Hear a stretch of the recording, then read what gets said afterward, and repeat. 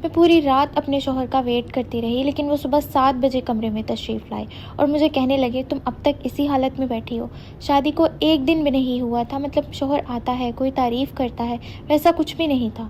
خیر میں فریش ہوئی اور جب روم میں آئی تو ایک عجیب سی اسمیل تھی۔ میرا شوہر بالکنی میں کھڑا سگریٹ پی رہا تھا۔ جب وہ روم میں آیا تو میں نے پوچھا یہ کس چیز کی اسمیل ہے؟ اس نے یہ سنتے ہی میرے منہ پہ تھپڑ مارا اور کہنے لگا کہ تجھے کیسے پتہ چلا یہ چرس ہے؟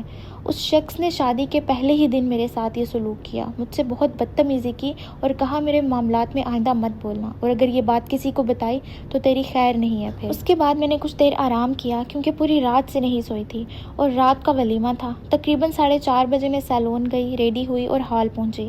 میں نے دیکھا میرا شوہر اپنے دوستوں کے ساتھ اسٹیج پہ بیٹھا ہوا تھا۔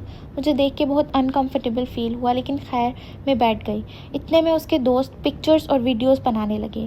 ان میں سے ایک کو میں نے منع کیا کہ میری ویڈیوز اور پکچرز مت بناؤ، تو میرے شوہر نے کہا کیوں نہ بنائیں۔ خیر فنکشن ختم ہوا، میں گھر آئی اور رات میں تقریباً 3:30 کا ٹائم تھا۔ میرا شوہر کمرے میں آیا اور چیخنا شروع کر دیا کہ تم نے میرے دوست کو کیوں منع کیا؟ جب میں نے اجازت دے دی تھی تمہاری کیسے ہمت ہوئی روکنے کی؟ اور کہنے لگا تمہیں غیر مردوں سے بات کرنے کا کتنا شوق ہے، اور پھر مجھے مارنا شروع کر دیا۔ اگلے دن میں نے یہ بات پھپھو کو بتائی تو مجھے کہنے لگی پھر کیا ہو گیا جو مارا؟ یہ تو عورت کی تقدیر میں ہوتا ہے، بس اپنے شوہر کو راضی رکھو جو وہ تمہیں نہ مارے۔ میں اپنے دل پہ پتھر رکھ کے سارے کام کرتی، جو بھی بناتی وہ کبھی پسند نہ آتا، اور سننے کو ملتا کہ اس میں ٹیسٹ نہیں ہے، نمک کم ہے، مرچیں زیادہ ہیں۔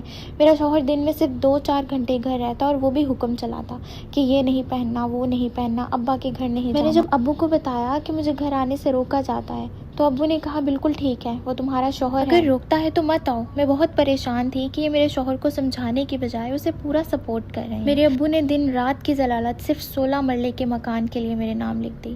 میں نے 2 سال شدید اذیت میں گزارے اور ایک دن میرے ابو کی کال آتی ہے کہ میرے شوہر کو پولیس پکڑ کے لے گئی کیونکہ اس کے پاس سے چرس نکلی ہے۔ اس واقعے کے بعد میرے شوہر کو 3.5 سال کی قید ہوئی۔ اسی بیچ میری پھپھو کو فالج ہو گیا۔ میں پورا دن ان کی خدمت میں گزار دیتی تھی، لیکن پھر بھی ان کے منہ سے گالیاں ہی نکلتی تھیں۔